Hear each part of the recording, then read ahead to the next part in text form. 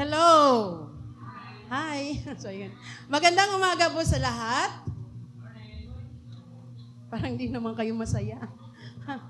Okay, magandang umaga po sa lahat. So tayo po ay nagtitipon upang purihin ang ating Panginoon at magpasalamat sa kanyang kapangyarihan sa krus. So sa araw na ito ay maranasan natin ang kalakasan at kaligtasang hatid ng krus ni Kristo.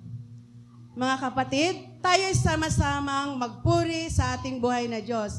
Sabi nga sa awit 95 verse 6, halikayo tayo'y sumamba at lumuhod, tayo'y lumuhod sa harap ng Panginoong lumikha sa atin.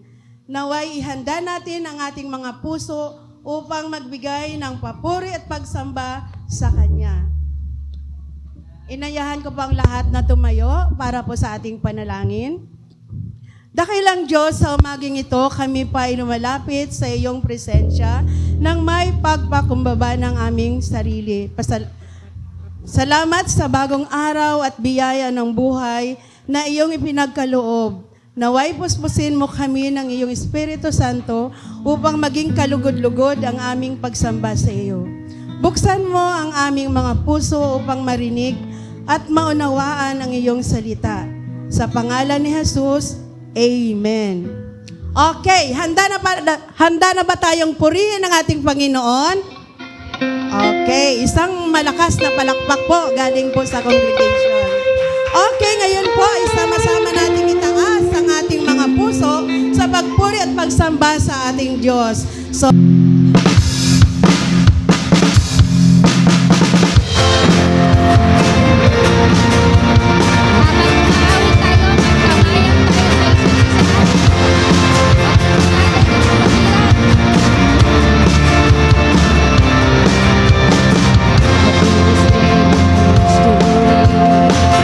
That is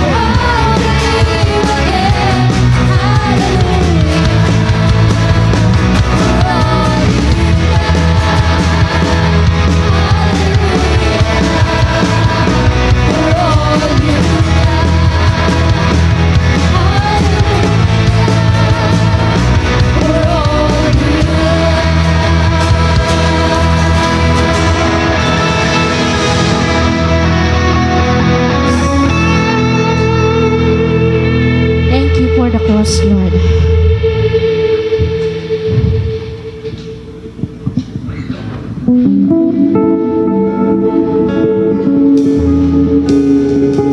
Let's continue to feel the presence of the Lord in the midst of us.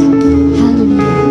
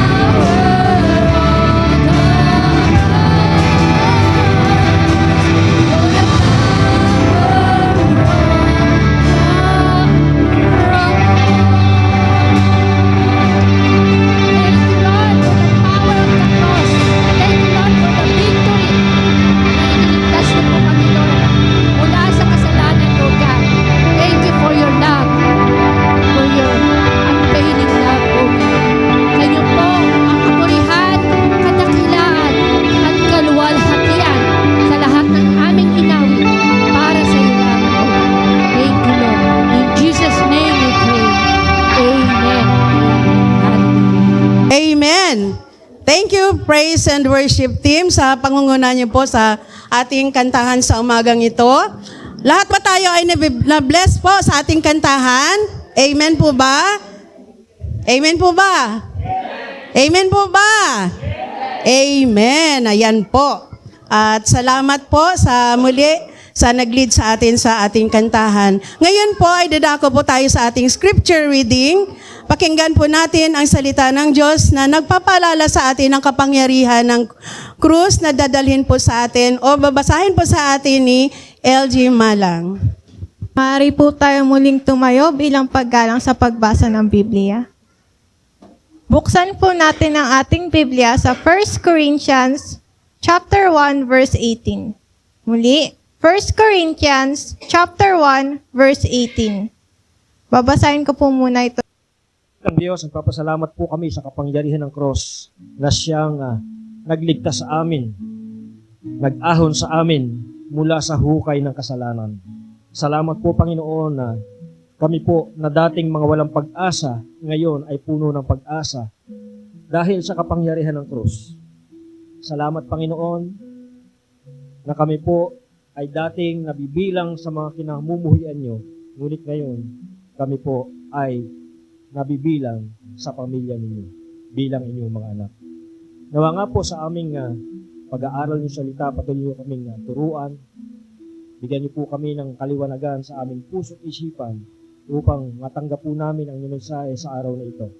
Pagpalain niyo po ang inyong salita, pagpalain niyo po ang bawat isa na makakapakinig ng inyong mensahe sa araw na ito.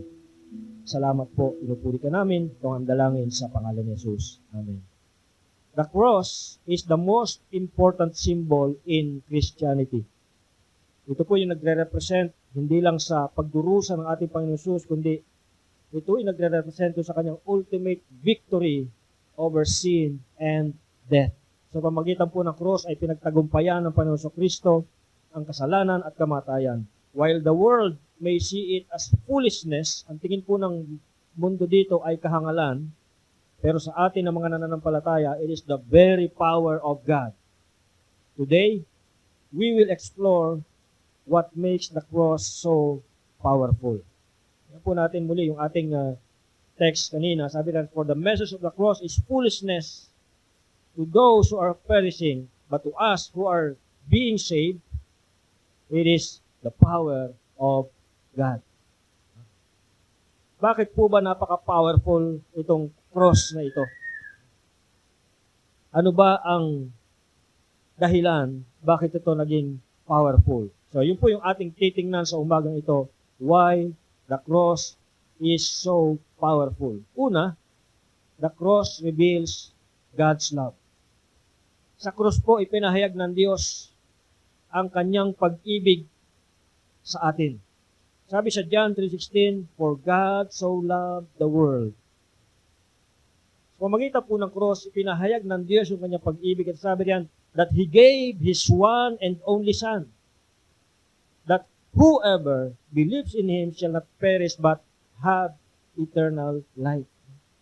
Sa pamagitan po ng cross, pinadama ng Diyos, pinakita ng Diyos, ipinaranas ng Diyos ang kanyang pagmamahal sa atin, na inalay niya, ibinigay niya yung kanyang bugtong na anak upang sabi niya, ang sino mang manampalataya ay hindi mapahamak, kundi magkaroon ng buhay na walang hanggan. Ito po yung iniaalok ng Diyos sa bawat tao na mananampalataya. Buhay na walang hanggan. Ito po ay dahil sa kanyang pagmamahal. Ang krus ay patunay ng dakilang pag-ibig ng Diyos sa sangkatauhan. Sa pamamagitan ng pagkamatay ni Kristo, pinakita ng Diyos ang kanyang pagmamalasakit at pagnanais na iligtas tayo mula sa kasalanan at kapahamakan. Ito ang pinakadakilang pagpapahayag ng pag-ibig. Ang krus ay patunay na walang kapantay ang pag-ibig ng Diyos. Sabi doon, sapagkat gayon na lamang ang pag-ibig ng Diyos sa sanlibutan. Meron pa po bang mas hihigit pa sa pag-ibig ng Diyos na ipinakita, inalay, at pinadama sa sangkatauhan? Hindi lang simpleng pagmamahal ang binigay ng Diyos. Ito ay isang sacrificial love na hindi natin kayang tumbasan. walang makakapantay, walang halaga na makapapantay sa pag-ibig na ipinakita ng Diyos. Dahil ito ay patunay ng kanyang walang kapantay na pag-ibig sa atin, sa sangkatauhan. Itong pag-ibig na ito ay nag-cause sa Diyos Ama na ibigay, ialay ang kanyang bugtong na anak upang tayo po ay magkaroon ng buhay. Dahil tayo po ay mga walang pag-asa, hindi natin kaya iligtas ang ating sarili. Kagaya ng batang nahulog sa balon, hindi tayo makaahon sa balon ng kasalanan at ang Diyos ang siyang nagligtas sa atin. Sinagip niya tayo, iniahon niya tayo sa balon ng kasalanan sa pamamagitan ng kamatayan ni Kristo doon sa krus. Ang krus ay simbolo ng pinakadakilang handog. Sabi riyan na ibinigay niya ang kanyang bugtong na anak. Sa halip na parusahan tayo, nakarapat dapat lamang, ang sabi sa Biblia, ang kaparusahan ng kasalanan ay kamatayan. Sa halip na parusahan tayo ng Diyos, ang ginawa niya ay iniligtas niya tayo sa kaparusahan. Hindi na tayo binigyan ng kaparusahan, hindi niya ipinataw sa atin yung karampatang parusa. Sa halip, tayo po ay binigyan ng pangakong buhay na walang hanggan sa piling ng Diyos sa lahat ng sinumang mananampalataya. Ang krus ay hindi lamang tanda ng sakripisyo, kundi ito po'y isang paalala ng dakilang pag-ibig ng Diyos sa atin. Tanggapin natin si Jesus sa ating puso, manampalataya tayo sa Kanya at ipahayag sa iba ang pag-ibig na ito. Isipin natin na isang magulang na handang magsakripisyo para sa kaligtasan ng kanyang anak. Sino bang magulang ang kayang tiisin ang kanyang anak, lalo na sa oras ng panganib, lalo na sa oras ng pangangailangan? Walang magulang na kayang tiisin ang kanyang anak. At bawat magulang ay handang magsakripisyo para sa kaligtasan ng kanyang anak. Ganyan po ang ginawa ng Diyos para sa atin. Hindi niya pinagkait yung kanyang sariling anak para tayo ay magkaroon ng buhay na walang hanggan. Point number 2, the cross demonstrates, ang cross ay nagbibigay ng buhay na walang hanggan. Advance ako masyado. Sabi na, upang sino mang sumampalataya ay hindi mapahamak, kundi magkaroon ng buhay na walang hanggan. So, yun po yung mga bagay na kung saan ay pinatunayan Diyos yung kanyang dakilang pag-ibig sa atin, sa sangkatauhan. Walang kapantay na pag-ibig. Ito yung pinakadakilang handog at sa pamagitan ng cross, ito po ay binigyan tayo ng buhay na walang hanggan. So let's move on now to point number 2. The cross demonstrates God's power to save. Nagpapakita po ito ng kapangyarihan ng Diyos na magligtas.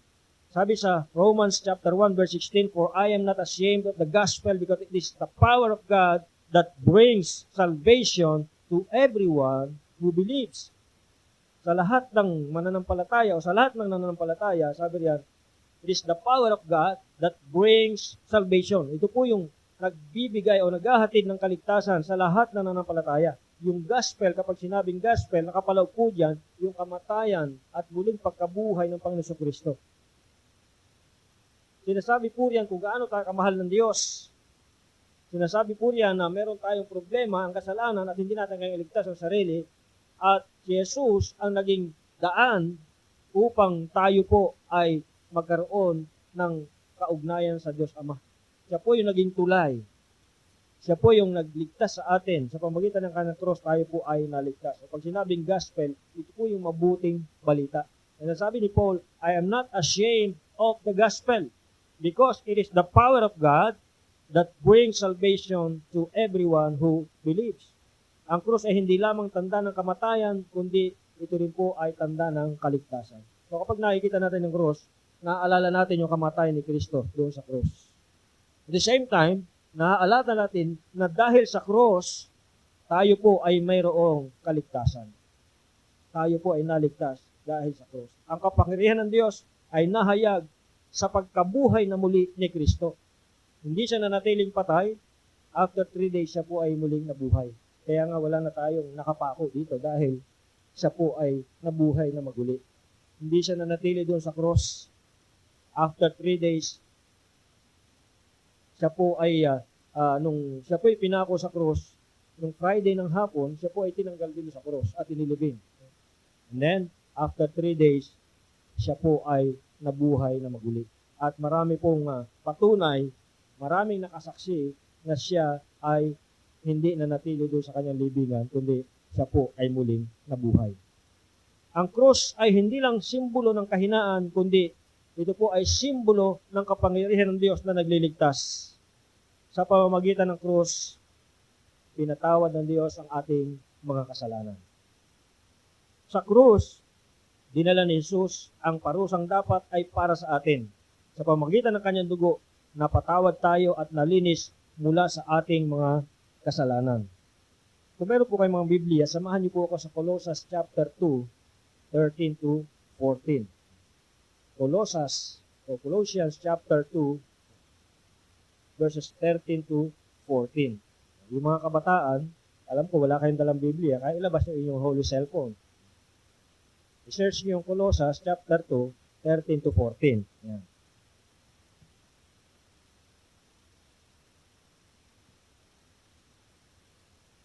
Colossians chapter 2, 13 to 14. Sabi po rito, kayong mga hentil, kapag sinabi kong hentil, kasama po tayo dito dahil hindi po tayo Hudyo. Hindi po tayo Israelita. So, sabi dito, kayong mga hentil na dating patay, ito po yung ating dating kalagayan. Mga dating patay tayo spiritually. Yes, buhay tayo physically, but spiritually, we are spiritually dead. So, para tayong mga walking dead. Nung tayo po hindi pa nakakilala sa Panginoon. So, sabi dito, kayong mga hentil na dating patay dahil sa kasalanan ay muling binuhay ng Diyos kasama o nakasama ni Kristo. So, dati tayong mga patay, dahil kay Kristo, muli tayong nabuhay. Ang pinag-uusapan po dito ay yung ating spiritual life. Nung po hindi pa tayo nanampalataya kay Kristo, dati tayong patay spiritually. Yes, naglalakad tayo, humihinga tayo, buhay tayo physically, but spiritually we are dead.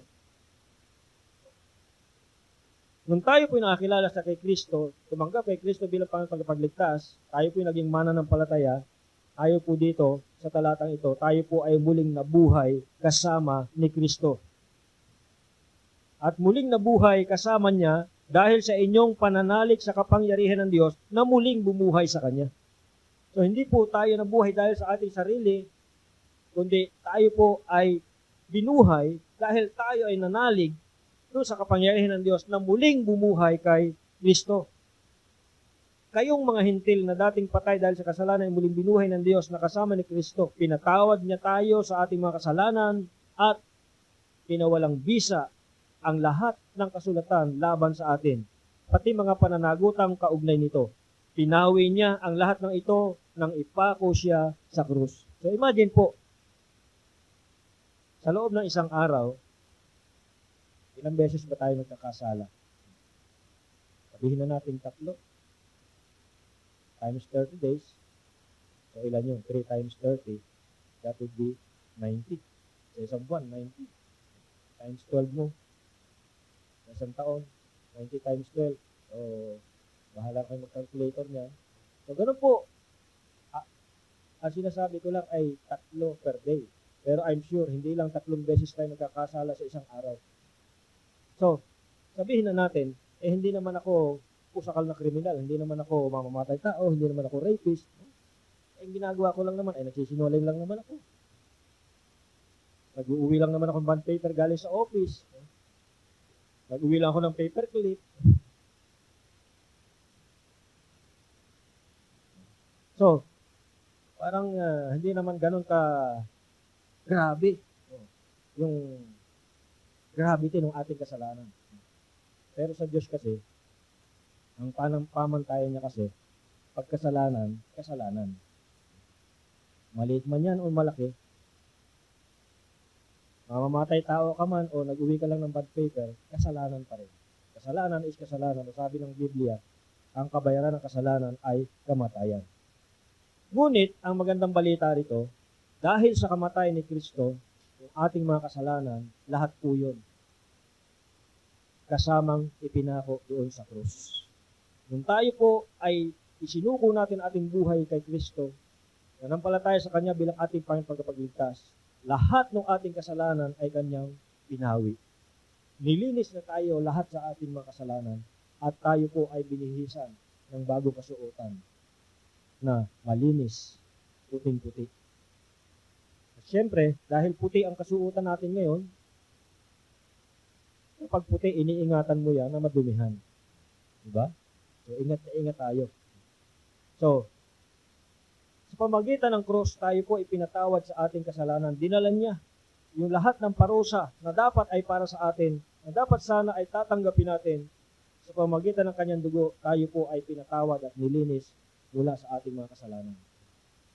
Pinagtagumpayan din ng Diyos ang ating ang kapangyarihan ng kasalanan at kamatayan. Dahil doon sa krus, ang kamatayan ni Jesus doon sa krus at ang kanyang muling pagkabuhay ay nagpapatunay na may kapangyarihan siya laban sa kasalanan at kamatayan.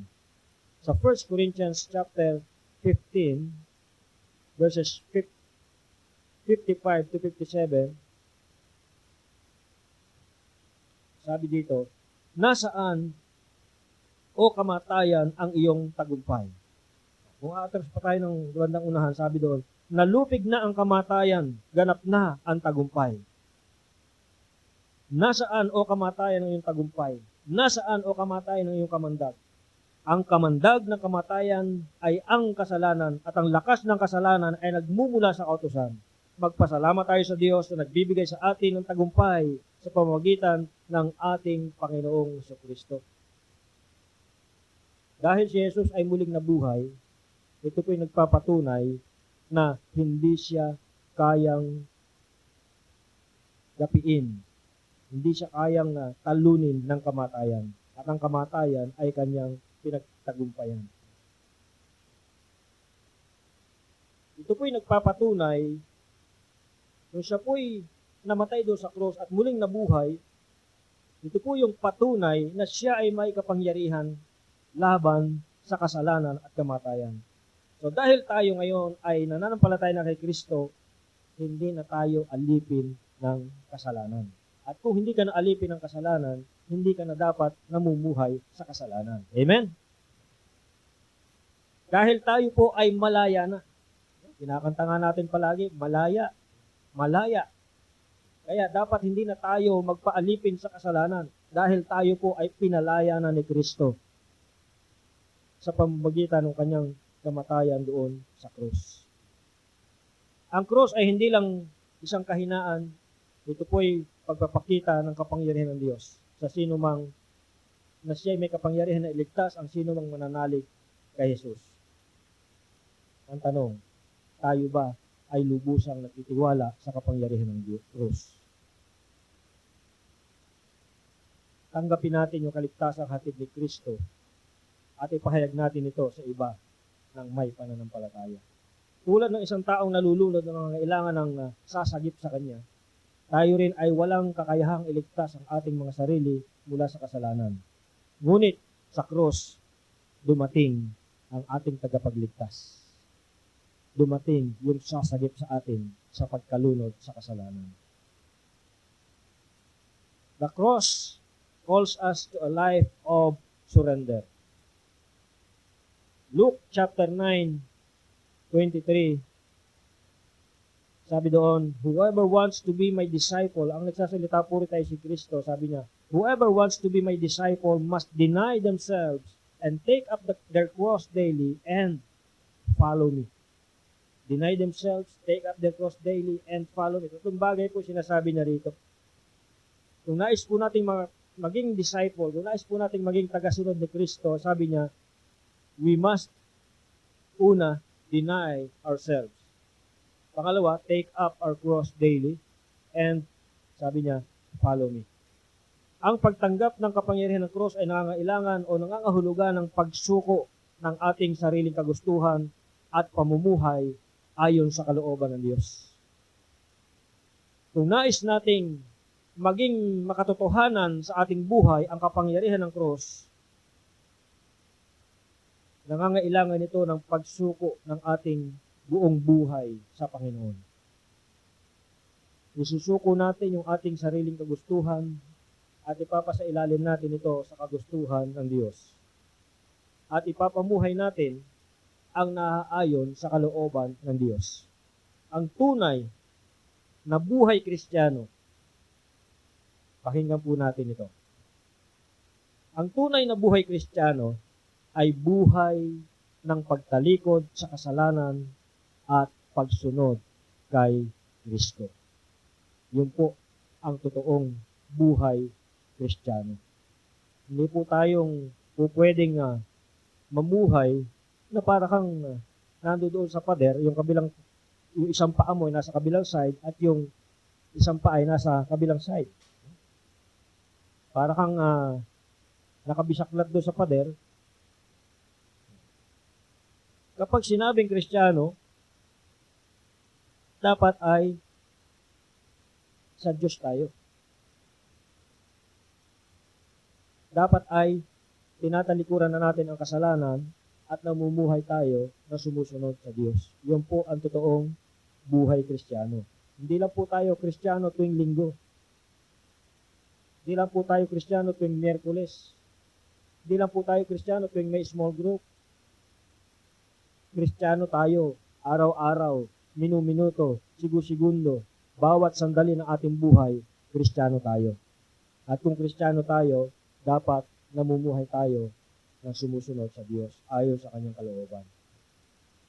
Ano ba ang pagsuko? Paano nga ba tayo isusurrender natin yung ating sarili? Sabi siya ng Panginoong Jesucristo, whoever wants to be my disciple must deny themselves and take up their cross daily. Daily. Hindi lang every Sunday. And follow me. Ano nga ba ang pagsuko? Ang pagsuko ay pagtanggi sa sarili. Sabi ng Panginoon, sa Tagalog version, ganito pagkakasabi, kung ang sino man ay ibig sumunod sa akin, itakwil niya ang kanyang sarili. Paano ba natin tatakwil yung ating sarili? Yung mahirap ito. Madali lang sabihin, pero mahirap gawin. Paano ba natin tatakwil yung ating sarili? Ang pagsunod kay Jesus, ang pagtatakwil sa sarili, ay nangangahulugan ng pagpapasakop sa kanyang kalooban, hindi sa ating sariling kagustuhan. Kumbaga ay isang tabi natin yung ating sariling kagustuhan at magpasailalim tayo sa kagustuhan ni Jesus. Sabi nga niya doon sa Garden of Gethsemane, not my will, but your will be done. Kung siya lang masusunod, sabi niya, kung siya ang masusunod, pwede naman niyang tanggihan na hindi na siya ipako doon sa cross, na hindi siya magpapako doon sa cross. Pero sabi niya, not my will, but your will be done. This is the kind of life, the kind of surrendered life. Ang buhay na ganap na isinuko sa Diyos, na hindi na niya inaligtana yung kanyang sariling kagustuhan, basta para sa kanya masunod ang kagustuhan ng Diyos Ama. That's a life of surrender.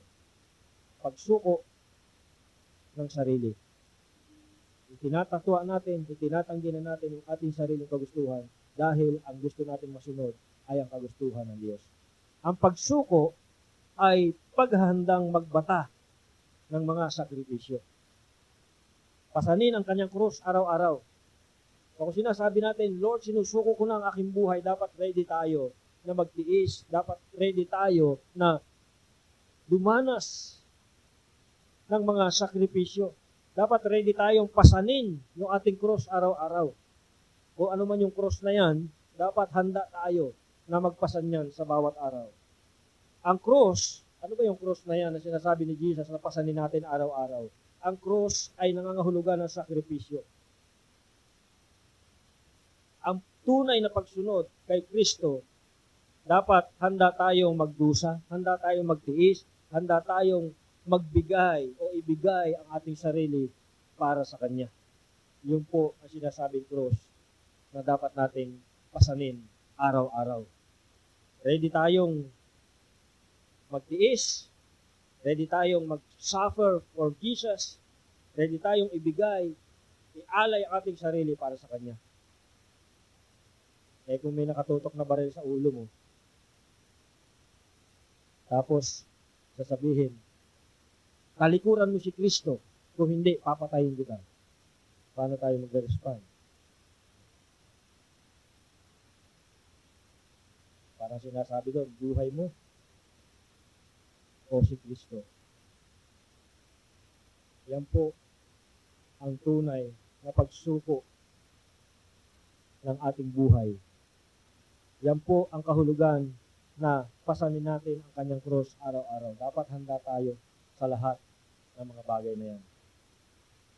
Ang pagsuko ay pagsunod kay Kristo ng buong puso. Sabi niya, at sumunod sa akin. Kanino tayo susunod? Kay Kristo. Minsan iba'y sinasabi ng heart natin. Minsan iba'y sinasabi ng isipan natin.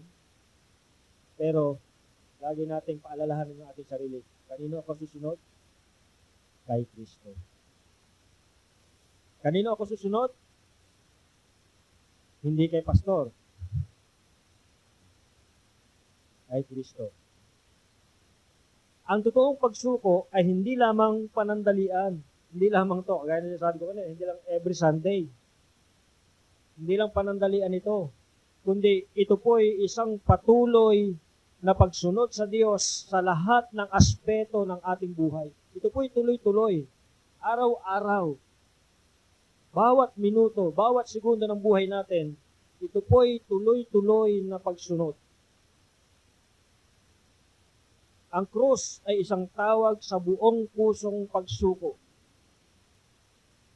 Whole-hearted surrender. Kung nais nating maging tunay na alagad ni Kristo, dapat nating itakwil ang ating sarili, pasanin ang ating krus, at sundin siya sa araw-araw.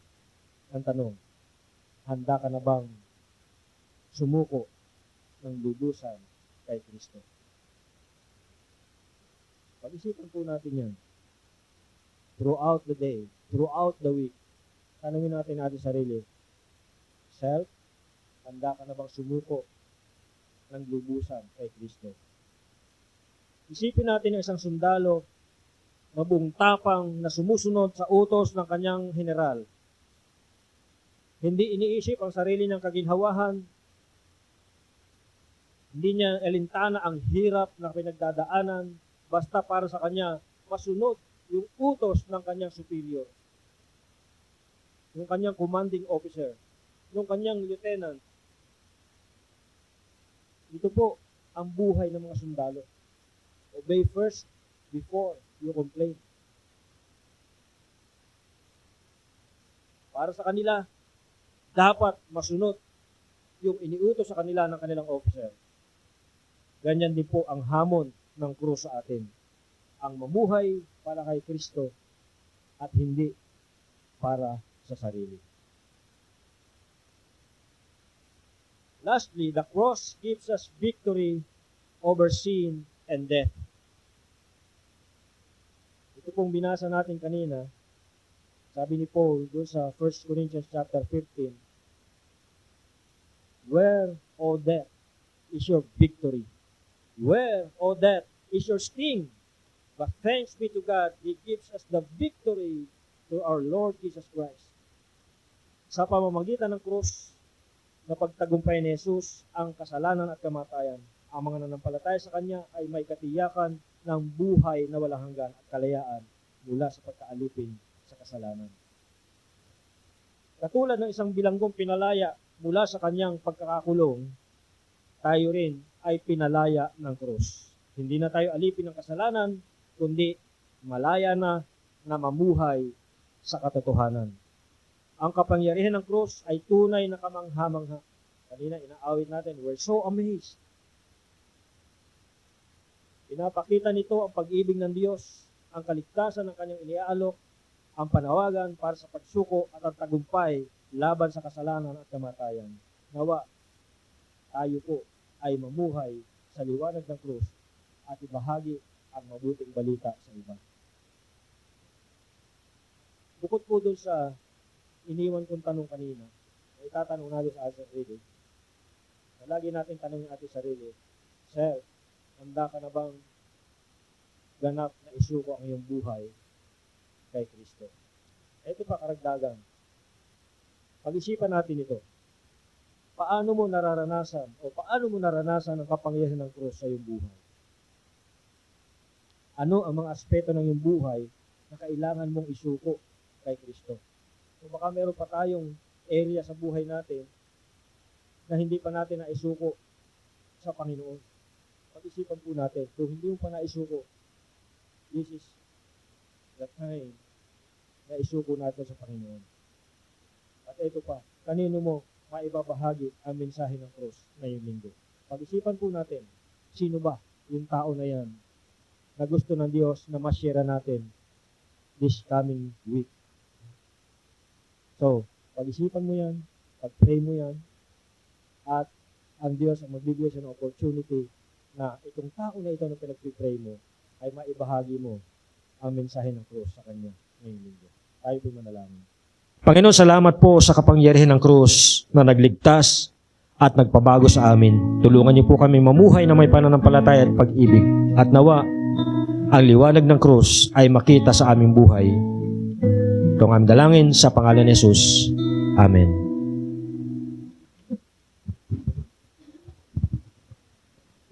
Tayo po ay tumayo at pangunahan po tayo ng ating worship team doon po sa ating song of response. Thank you for the cross.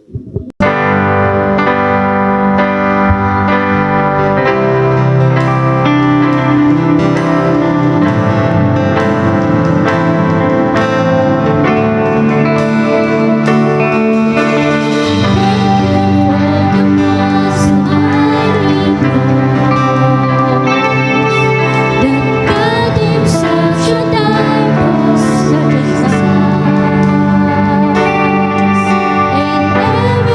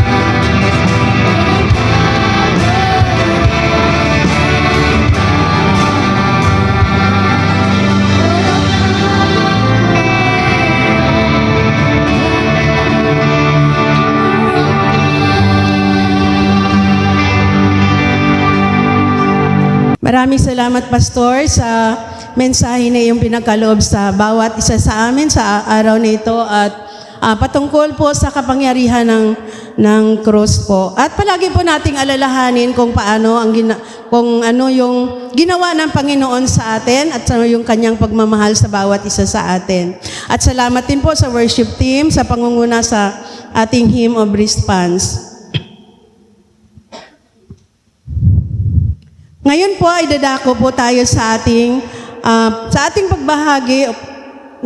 pagbabahagi ng ating tithes and offering. Isa po ito sa mga ginagawa natin na nag-express po tayo ng ating pagmamahal sa ating Panginoon. To lead us in our offertory, tinatawagan ko po si Eliza Malang. Magandang umaga po sa ating lahat. At tayo po ay dadako na sa ating pagbibigay. At ititake ko din po itong opportunity na to para tawagin yung aking mga pamangkin, tsaka yung aking kapatid, para po mag-alay po ng papuri sa Panginoon habang po tayo ay nagbibigay. So, yung mga pamangkin ko, ayun, so may babasahin lamang po ako sa 2 Corinthians 9 verse 6 to 7. Remember this, whoever sows sparingly will also reap sparingly, and whoever sows generously will also reap generously. Each of you should give what you have decided in your heart to give, not reluctantly or under compulsion, for God loves a cheerful giver. Amen po ba? So ito po aming iaalay na awitin ay para po sa Panginoon. Isa din po itong another way to give back to the Lord, na ibalik yung aming mga talento, yung aming mga talento na siya rin naman ang nagbigay. So, we wanted to thank you, we wanted to thank the Lord for everything that He has done for us. So, kulang pa to. So, ayun, inaanyayahan ko na po kayong lahat na magbigay.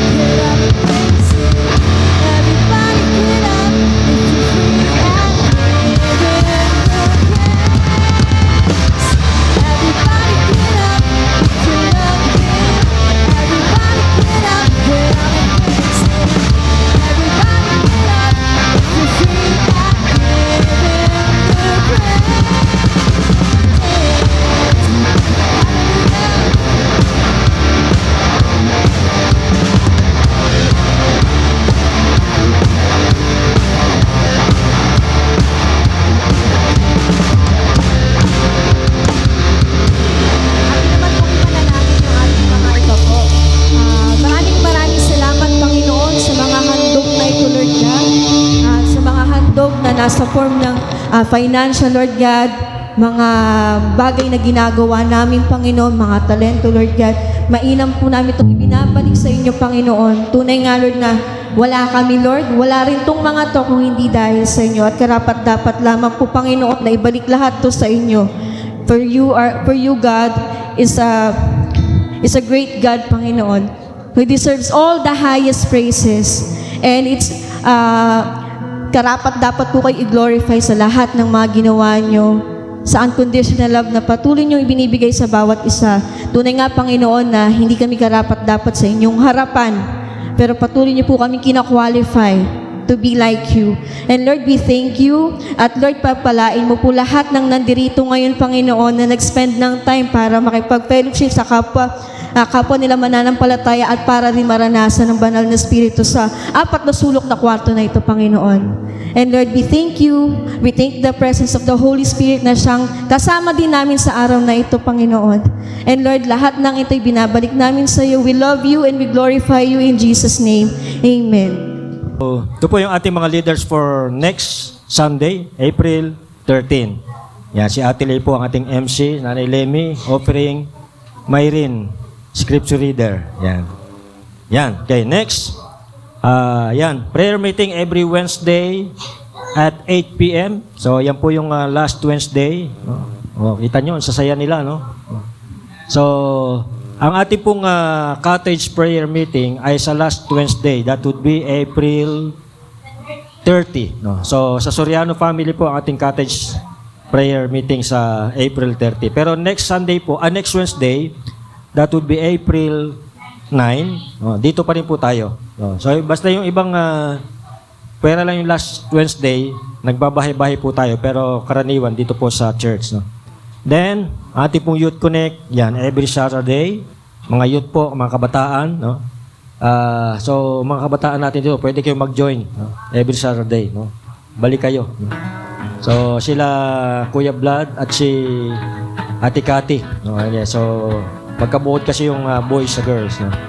And then we have our children's Sunday school every Sunday at 3 p.m. No? Mamaya po, ang mga bata naman. No? And ito po yung ating mga sponsors for nasaan yung April? Oh, wala pa yung April pala. No? But tinanggal na yun. No? So don't watch every Saturday, 5:30. No? Oh, cleaners. No? Young Pro. Next. Kagabi mga women's. Yan. Ating pong annual General Assembly ng Southeastern Luzon District. So, parang ito na yung ating General Assembly every Good Friday kasi yan po yung time na kung saan lahat po ng church sa Southeastern Luzon District ay nagtitipon-tipon. So, Friday pa rin po ang ating Good Friday kasi hindi pwedeng ilipat ang araw yan. So, Good Friday talaga yan. No? So, ating po speaker for this year ay si Reverend Dr. Marvin Layog. Yan po yung ating HR. Yan po yung theme, The Cross, a Symbol of God's Ultimate Love. Yung pong venue ay to be announced pa. So, malalaman this week. Kasi, yung usual na pinagtitipunan natin sa Faith Christian School, yun po yung second option natin ngayon. Kung hindi po tayo matuloy doon sa Inares. Kasi ninenegotiate po yung Inares kung saan ay baka makalibre tayo, tapos aircon pa, tapos medyo maluwag. So, pag-pray natin na kung matuloy, medyo malayo lang kasi as Antipolo yun. Unlike yung Faith Christian School, dito lang sa Vista Verde. No? So, medyo malayo lang ng konti. So, malalaman, ipapollow up po this week kung a-approvean po tayo doon o hindi. Pag hindi po na-approve doon, balik tayo doon sa Faith. No? Doon tayo sa dati. So, to be announced po yung venue, pero yung date po, sure na yan. Kasi di natin pwedeng ilipat. Hindi na Good Friday ang pagka inilipat natin ang date. No? Then, next Sunday naman, mga men, dito tayo. No? Kita kids, next Sunday. So, after 2 p.m. So, Sunday ng hapon po. So, tayo po mag-host sa Zone 2 Men's Fellowship. Mga kalalakihan. Yan. And then, sa May 1 naman, meron po tayong District Assembly. Men pa din, mga kalalakihan pa rin. So, yung pong ating District Assembly for this year ay pinamagatang Faithful Men Impacting Generations. So, ito na lang, last. Pa-play nga nung video. Yung video. I-consider po natin to, pag-pray po natin ito, teka lang, bago mo i-play, konting background lang. Ito pong video na ito ay tungkol doon sa comprehensive sexual education na isinusulong sa Senado at dito sa atin sa local, meron na pong ordinance na ipinapasa din ang ating City Council. No? So pag-pray po natin na hindi maipasa ito, bakit? Panoorin natin tong video na to.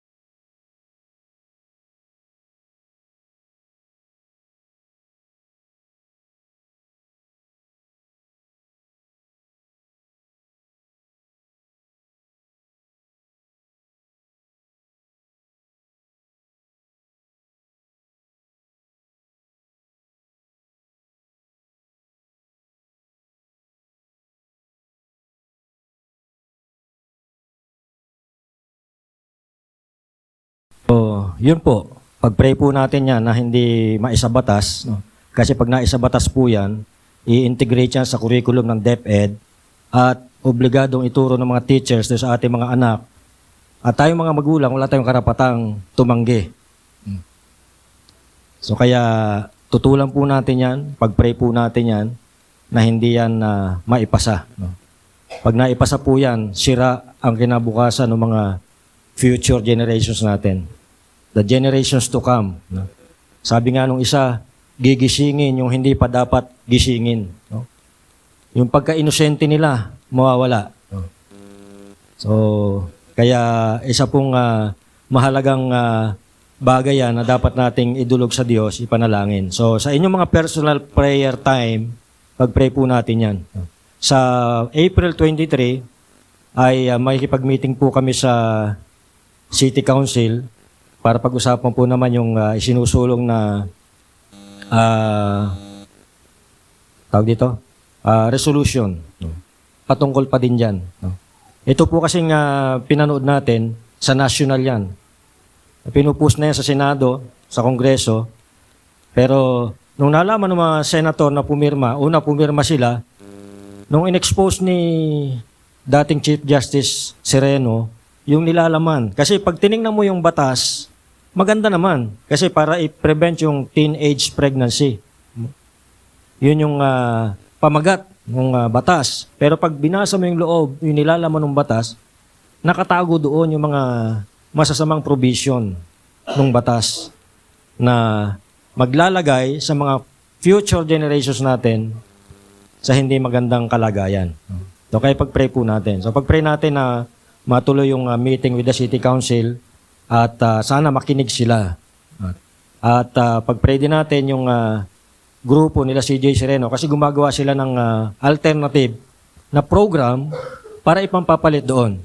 Kasi pag hinain mo ito, hindi dapat ito, dapat meron kang alternative o ano yung gusto nyong, ano yung recommended yung program para ipalit natin dito. So meron silang programang ginagawa na may kinalaman sa pamilya para pampalit doon sa bill na yun.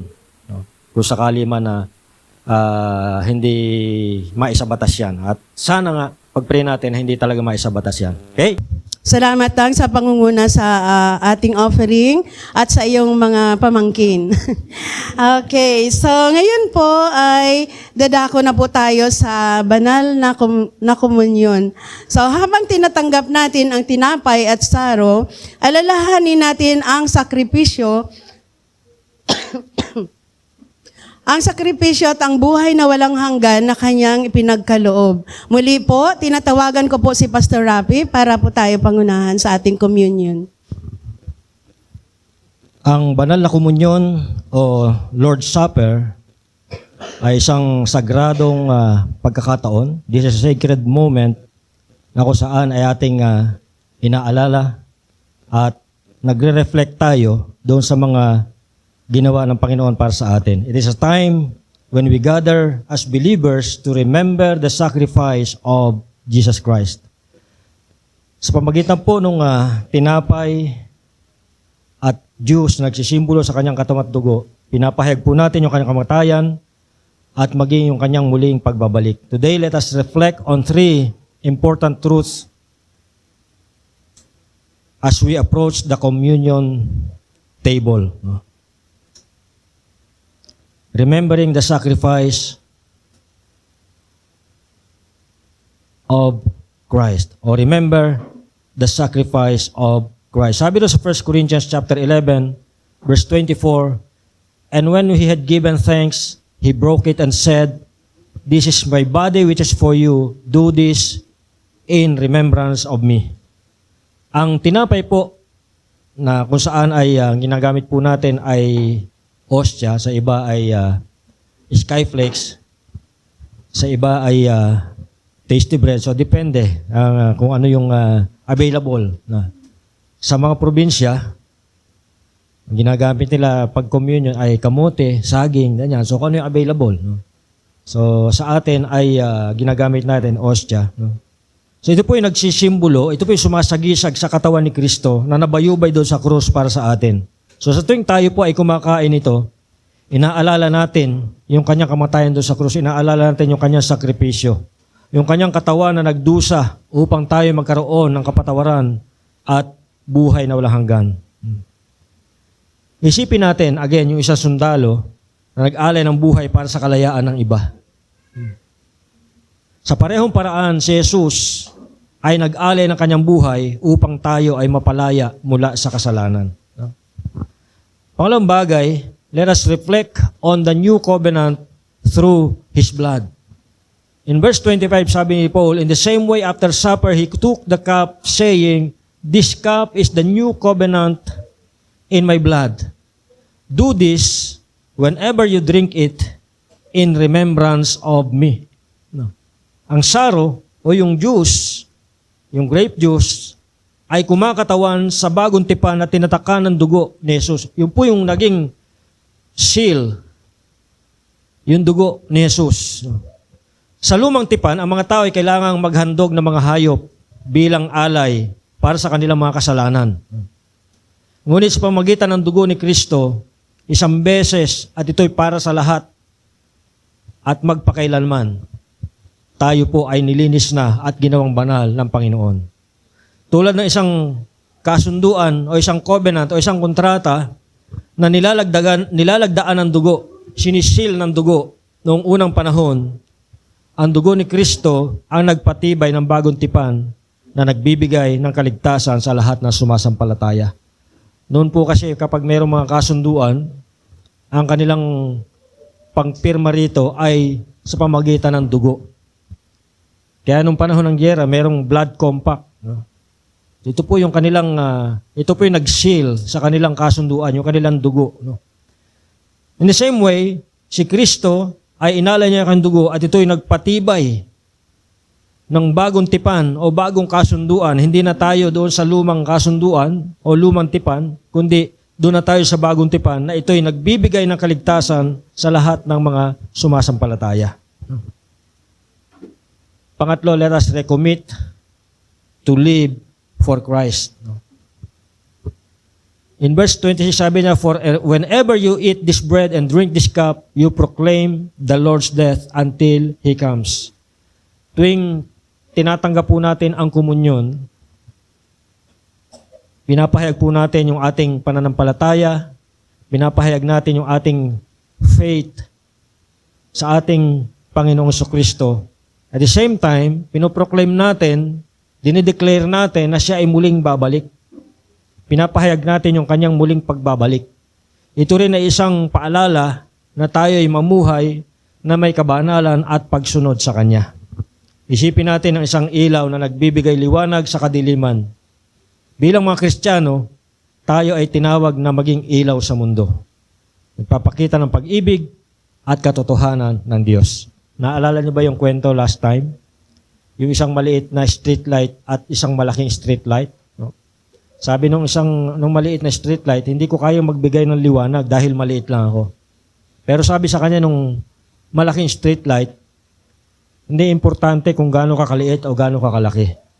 Dahil sa dilim, gaano man kaliit ang iyong liwanag, ay tiyak na ito'y magbibigay ng kaliwanagan sa mga dumadaan. Katulad po natin na namumuhay sa madilim na mundo, malaki man o maliit yung ating liwanag, liwanag pa rin yan.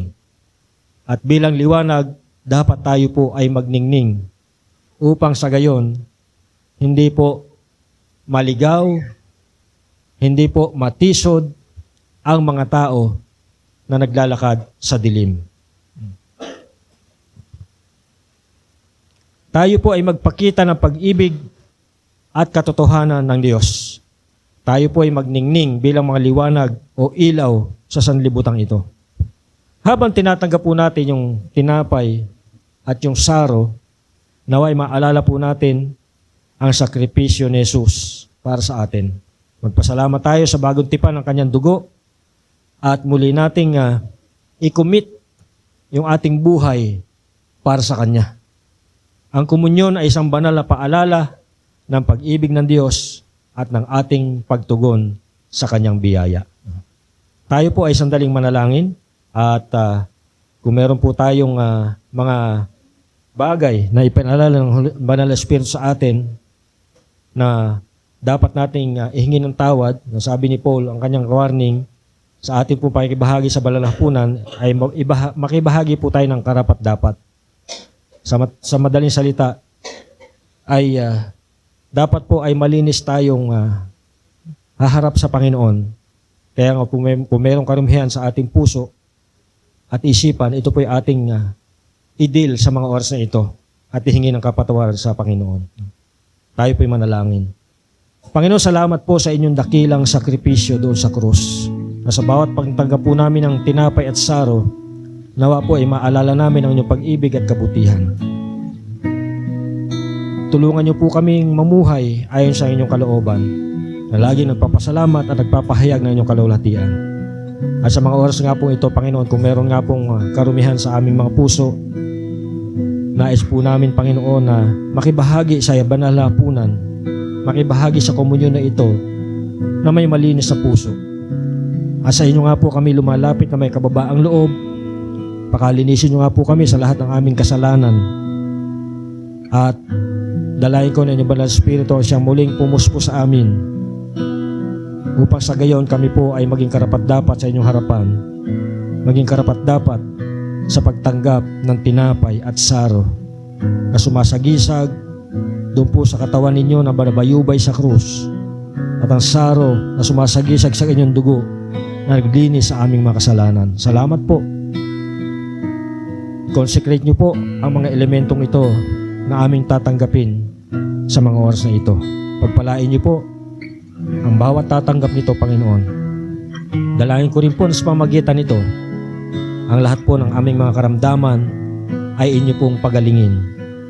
Ang lahat po ng mga nararamdaman namin sa aming katawan, ibsan niyo po ang lahat ng sakit sa aming katawan. Ang mga ubot, sipon, pagalingin niyo po. Lagnat, trangkaso, pagalingin niyo po. Maging ang lahat ng karamdaman na nagpapahirap sa aming physical bodies, Panginoon, amin pong sinasaway sa pangalan ni Jesus.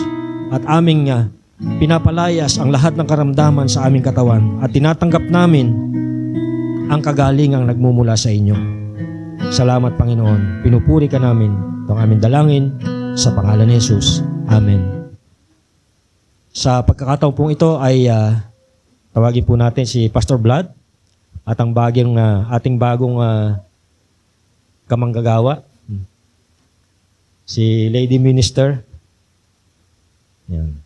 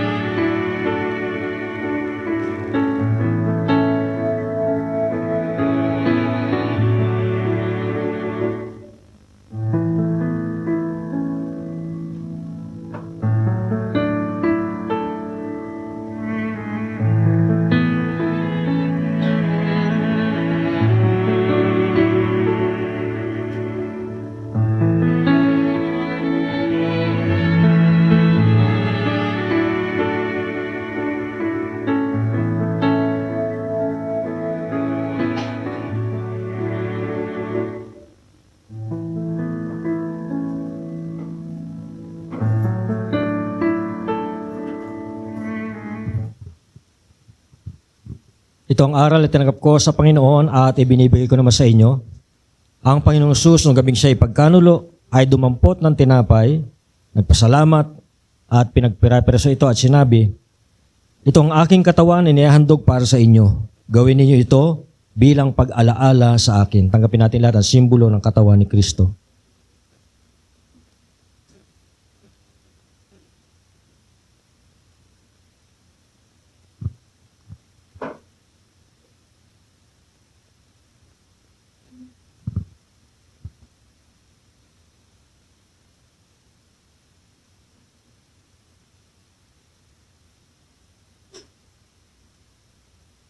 Gayon din naman matapos maghapunan, ay hinawakan niya ang saro at sinabi, ang sarong ito, ang bagong tipan na pinagtitibay ng aking dugo.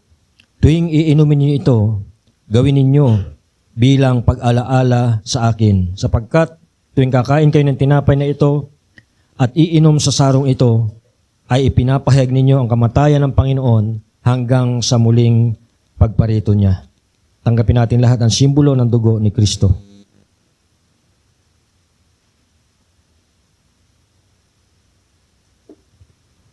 Tayo po'y manalangin.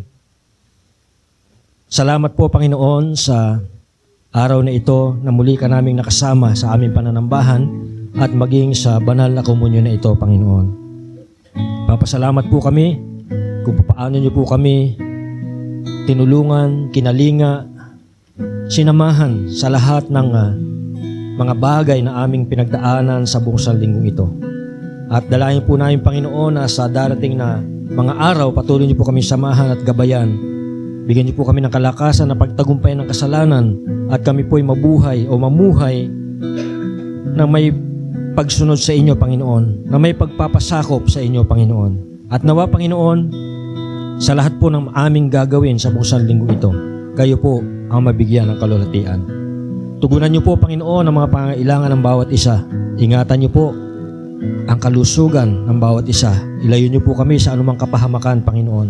Nawa po, alamang anumang gagawin namin sa buong sanlinggo ito ay magkaroon ng tagumpayan. Tulungan niyo po ang mga kapatid namin na nanghihina. Bigyan niyo po sila ng kalakasan na malagpasan at matagumpayan ang kanumang kanilang pinagdadaanan. Tulungan niyo po ang mga kapatid namin na may makaramdaman sa mga oras na ito.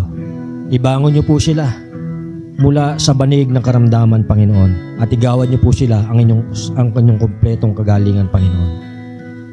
Tulungan niyo po ang mga kapatid namin na may mga pangailangang emosyonal, espiritual, at mga material na bagay. Pagkaloob niyo nga po sa kanila ang lahat ng pangailangan ito, Panginoon. Tulungan niyo po ang mga kapatid namin na nagnanais na makahanap ng trabaho, Panginoon. Gabayan niyo po sila sa lahat ng pupuntahan nila. Tulungan niyo po sila sa pagsagot sa mga interview.